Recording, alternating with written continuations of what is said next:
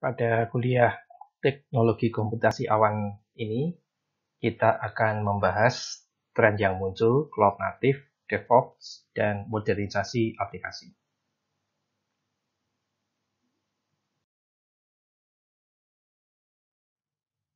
Hybrid cloud, seperti yang kita bahas dalam pertemuan sebelumnya, adalah lingkungan komputasi yang menghubungkan cloud pribadi di lokasi organisasi dan cloud publik pihak ketiga ke dalam infrastruktur tunggal untuk menjalankan aplikasi organisasi. Multi-cloud adalah strategi adopsi cloud yang mencakup campuran model cloud dari penyedia layanan yang berbeda, publik, pribadi, dan terkelola, lintas infrastruktur, platform, atau layanan perangkat lunak.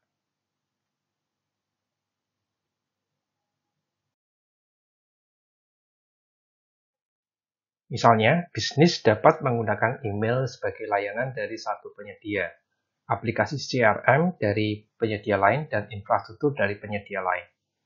Jadi pada dasarnya hybrid multi-cloud menyiratkan bahwa Anda dapat memanfaatkan model dan layanan cloud terbaik di berbagai penyedia layanan dan membuat aplikasi serta beban kerja Anda bekerja dengan mulus di berbagai cloud yang berbeda.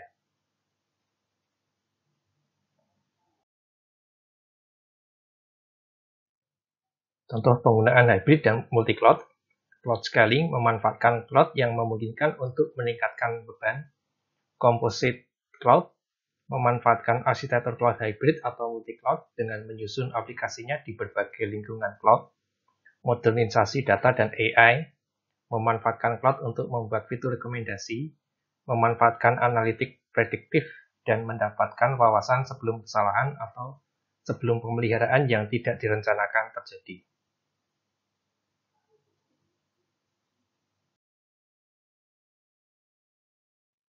Arsitektur microservice adalah pendekatan di mana satu aplikasi terdiri dari banyak komponen atau layanan kecil yang digabungkan secara longgar dan dapat diterapkan secara independen.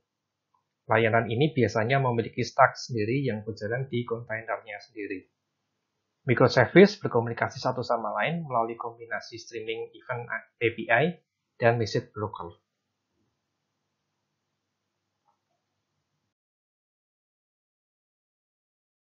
Untuk bisnis, artinya komponen aplikasi dapat dikembangkan dan dimutakhirkan secara lebih efisien oleh banyak pengembang yang bekerja secara mandiri. Tim dapat menggunakan stack dan runtime environment yang berbeda untuk komponen-komponen yang berbeda.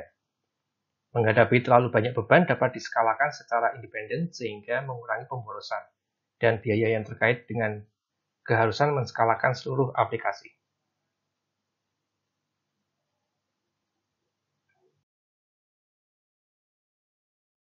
Serverless adalah pendekatan komputasi yang melepaskan tanggung jawab untuk tugas-tugas manajemen infrastruktur umum seperti penskalaan, penjadwalan, patching, dan penyediaan stack aplikasi ke penyedia cloud. Memungkinkan pengembang untuk memfokuskan waktu dan upaya mereka pada kode dan logika bisnis yang spesifik untuk aplikasi atau proses mereka. Serverless tidak berarti tidak ada server, hanya pengelolaan server fisik atau virtual yang mendasarinya dihapus dari penggunanya. Lingkungan komputasi serverless mengalokasikan sumber daya yang diperlukan untuk aplikasi.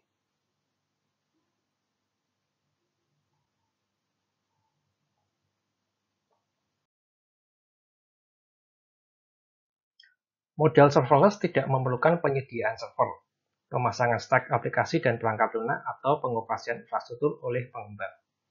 Komputasi serverless menjalankan kode hanya berdasarkan permintaan per permintaan, menskalakan secara transparan dengan jumlah permintaan yang dilayani. Serverless memungkinkan pengguna akhir membayar hanya untuk sumber daya yang digunakan, tidak perlu membayar untuk kapasitas nganggur yang tidak seperti server virtual di awan, di mana pengguna akhir membayar VM selama running, bahkan juga saat idle.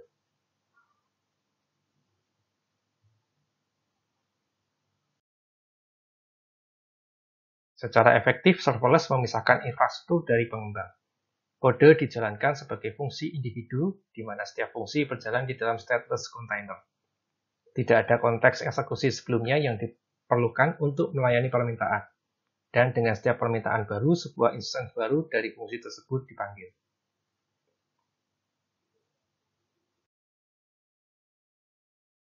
Anda dapat misalnya memiliki platform serverless antara front-end situs web Anda dan lapisan penyimpanan Anda, menjalankan fungsi individual. Misalnya aplikasi serverless menerjemahkan file teks dan menyimpannya di layanan penyimpanan berbasis cloud. Menggunakan front-end situs web Anda mengirimkan file teks ke aplikasi serverless. Aplikasi membuat terjemahan dalam berbagai bahasa, lalu menyimpan file terjemahan ini di penyimpanan cloud, dan mengirimkan tautannya kembali kepada Anda.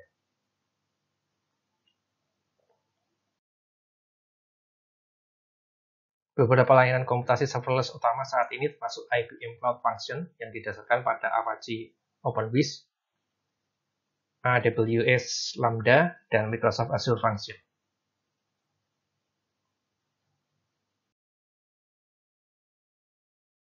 Penting untuk diperhatikan bahwa serverless mungkin bukan yang terbaik untuk semua aplikasi atau skenario. Anda perlu mengevaluasi karakteristik aplikasi dan memastikan bahwa aplikasi tersebut selaras dengan pola arsitektur serverless.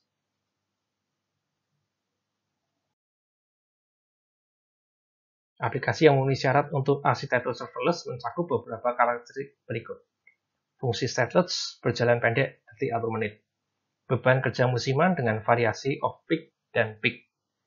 Data volumetrik produksi yang menunjukkan terlalu banyak waktu idle. Pemrosesan berbasis peristiwa atau pemrosesan permintaan asinkron untuk mengimplementasikan kasus penggunaan. Microservice yang dapat dibangun sebagai fungsi stateless.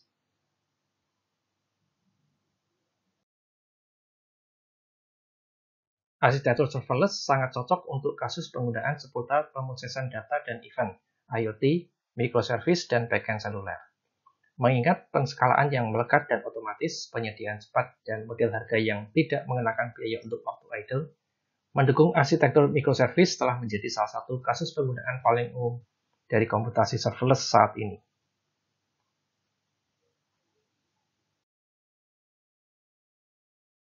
Serverless sangat cocok untuk digunakan bekerja dengan data teks, audio, gambar, dan video terstruktur seputar tugas-tugas seperti pengayaan data, transformasi, validasi, dan pembersihan, pemrosesan PDF, normalisasi audio, pembuatan thumbnail, dan transcoding video.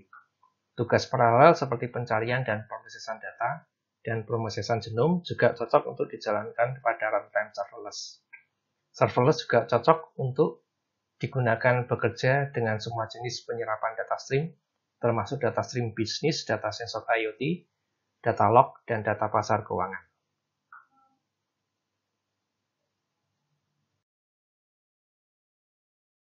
Beban kerja serverless dirancang untuk meningkat dan menurun sebagai respon terhadap beban kerja.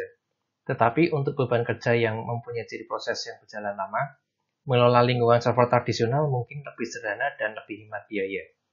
Arsitektur aplikasi serverless dapat bergantung pada vendor, sehingga terdapat potensi vendor lock-in, terutama yang melibatkan kapabilitas platform seperti autentikasi, penskalaan, pemantauan, atau manajemen konfigurasi. Karena skala arsitektur serverless naik dan turun sebagai respon terhadap beban kerja, terkadang arsitektur tersebut juga perlu memulai dari nol untuk melayani permintaan baru. Untuk aplikasi tertentu, penundaan ini tidak terlalu berdampak, tetapi untuk aplikasi keuangan berlatensi rendah, penundaan ini tidak dapat diterima.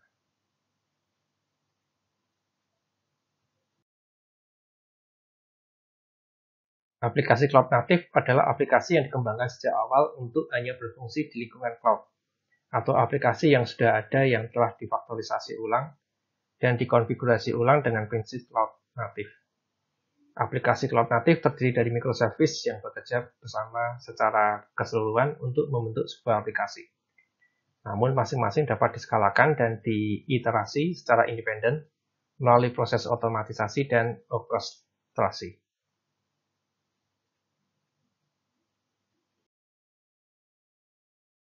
Microservice ini seringkali dikemas dalam kontainer, yang merupakan unit perangkat lunak yang dapat dieksekusi, di mana kode aplikasi dikemas bersama dengan library dan dependensinya, sehingga dapat dijalankan dari mana saja. Kemandirian ini memungkinkan peningkatan berulang-ulang aplikasi cloud native, tanpa mengganggu pengalaman pengguna akhir. Aplikasi cloud native tidak seperti aplikasi tradisional atau aplikasi monolitik yang dibuat dari satu perangkat lunak yang sangat besar. Aplikasi yang sangat Alat menggabungkan antara mereka pengguna, lapisan logika bisnis, dan lapisan data.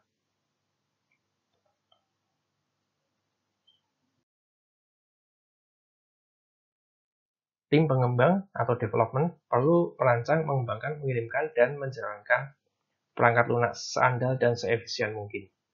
Tim operasi perlu mengidentifikasi dan menyelesaikan masalah secepat mungkin dengan memantau, memprediksi kegagalan, mengelola lingkungan, dan memperbaiki masalah. Menggabungkan pengembangan dan operasi dengan kemampuan untuk memantau dan menganalisis serta mengoptimalkan kemacetan memberi kita DevOps. Pendekatan kolaboratif di mana pemilik bisnis dan tim pengembangan operasi dan jaminan kualitas berkolaborasi untuk menghadirkan perangkat lunak.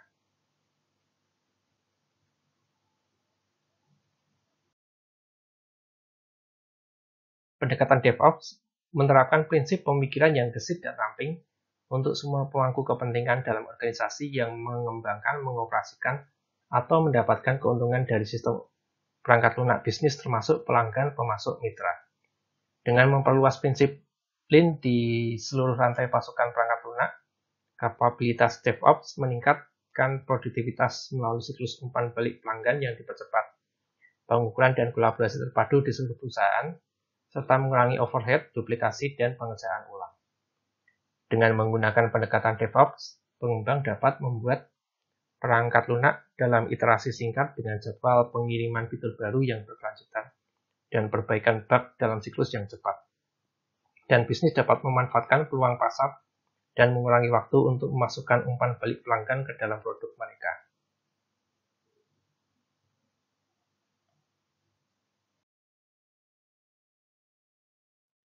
Proses DevOps melibatkan pengiriman berkelanjutan, yaitu tentang menyampaikan peningkatan perangkat lunak dalam jumlah kecil, dirancang dengan baik dan berkualitas tinggi kepada pelanggan. Integrasi berkelanjutan, membuat paket build dan perubahan kode yang dirilis sebagai image yang tidak dapat diubah, di mana immutable menyiratkan bahwa saat modifikasi diperlukan, seluruh komponen diganti dengan versi yang ditingkatkan. Penerapan berkelanjutan yang melibatkan kemajuan setiap build paket baru melalui siklus hidup penyebaran secepat mungkin.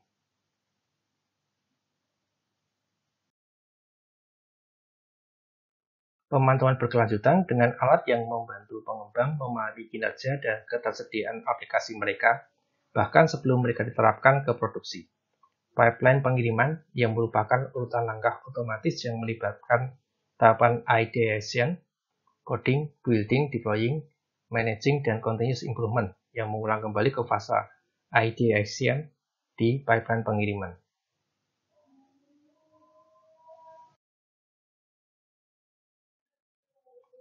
Meskipun DevOps dapat diterapkan ke aplikasi di mana saja, ada kasus yang menarik terutama untuk DevOps dalam hal aplikasi Cloud 3D dan Cloud Native. DevOps dan Cloud berbagi hubungan simbiosis. Dengan daya komputasi yang hampir tak terbatas dan layanan data dan aplikasi yang tersedia, platform komputasi Avan memiliki risiko dan tantangannya sendiri-sendiri.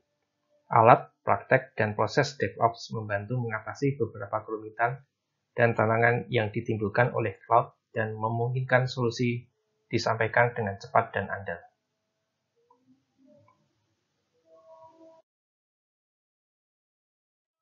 Praktik terbaik DevOps memungkinkan penyediaan server secara terprogram, membangun middleware, menginstal kode aplikasi, dan mengoptimisasi proses penginstalan sepenuhnya dengan cara didokumentasikan, dapat diulang, dapat diverifikasi, dan dapat dilacak. Penerapan aplikasi seringkali melibatkan kompleksitas yang cukup besar. Praktek integrasi berkelanjutan dan penerapan berkelanjutan dari DevOps membantu menciptakan pipeline penerapan yang sepenuhnya otomatis yang penting di sepanjang siklus pengembangan aplikasi. Aplikasi Cloud Native membentuk sistem terdistribusi yang kompleks dengan beberapa bagian yang bergerak, stack teknologi independen, dan siklus rilis cepat.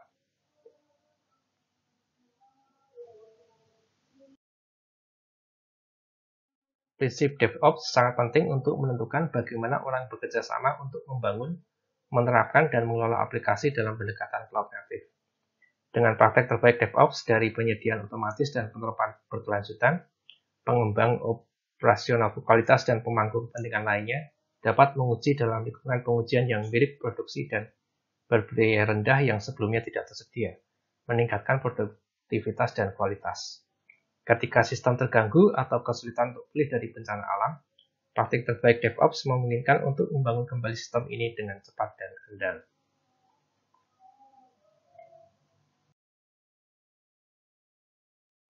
Banyak organisasi memiliki investasi besar dalam aplikasi yang sudah ada, yang seringkali tergolong dalam sistem lama dan sangat sulit, serta mahal untuk diperbarui dan dipelihara. Memodernisasi aplikasi ini dapat membuka manfaat besar bagi organisasi-organisasi ini seperti mempercepat transformasi digital mereka, memungkinkan mereka memanfaatkan teknologi dan layanan baru, dan menjadi lebih responsif terhadap kebutuhan pelanggan mereka dan dinamika pasar yang berubah.